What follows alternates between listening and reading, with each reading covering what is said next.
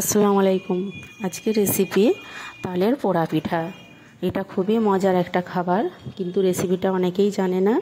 আমার এক চাচির কাছ থেকে এটা শেখা। আমি ছোটোবেলায় রেসিপিটা তার কাছে দেখে শিখেছিলাম। আমি এটা বছর বছর বানাই এই তালের সিজনে, তো সবাই খুবই পছন্দ করে খেতে। দেখে নিন, আপনাদের সঙ্গে শেয়ার করছি রেসিপিটা। এখানে এটা চালের আটা, আতপ চালের আটা। এটা কড়াইতে আমি লো ফ্লেমে 12-14 মিনিট ধরে হালকা লাল কালার হয়ে আসবে আটাটা, যখন এরকম ভেজে নামিয়ে নেব।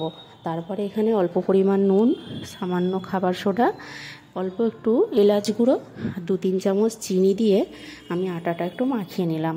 আর এটা হচ্ছে চীনাবাদাম ভাজা, দিলাম হাফ কাপ মতো, আর 2-3 চামচ নারকেল কোড়া দিলাম। আর বাদাম ভাজাটা 2 চামচের মতোই দিয়েছি। আর এটা হচ্ছে তালের পাল্প, যেটাকে তালের কাই বলি আমরা। তো এই কাইটা ধাপে ধাপে আমি দেব।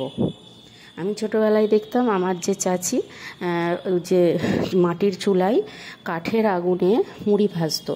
সেই মুড়ি ভাজা হয়ে গেলে শেষে যে আংড়াটা থাকতো, সেই আংড়াতে ওই যে খোলার উপরে কলা পাতা বিছিয়ে এরকম ডো বানিয়ে ওখানে বড় করে দিয়ে তার উপরে কলা পাতা চাপা দিয়ে আর উপর থেকে আংড়া দিয়ে দিত।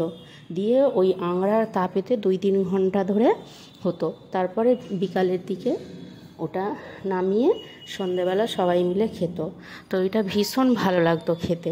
তো বছরে একবার এটা আমি ওই জন্য শখ করে এইভাবে বানাই। অতটা মজা হয় না, কিন্তু এটাও খেতে আমার এতটাই ভালো লাগে, আর বাড়ির সবাই খুবই পছন্দ করে। আমি শুধু এখানে একটা যেটা ভুল করেছি, এই তলায় যে কাগজটা বিছিয়েছি, আপনারা এই কাগজটা দেবেন না। কাগজের বদলে তলায় একটু আটা ছড়িয়ে দেবেন, চালের আটা ছড়িয়ে দিয়ে তারপরে বেড়াটা দেবেন, তাহলে খুব সুন্দর হবে। আর এখানে কেক বানাতে যেমন 30-35 মিনিট সময় লাগে, এটা কিন্তু 55 মিনিট বা প্রায় 1 ঘন্টা সময় লেগে যাবে। দিয়ে তারপরে একটু ঠান্ডা হয়ে গেলে সার্ভ করবেন। এত ভালো লাগবে খেতে, আপনি ভাবতে পারবেন না। তো এইভাবে একবার বানিয়ে দেখুন, আশা করছি ভীষণ ভালো লাগবে।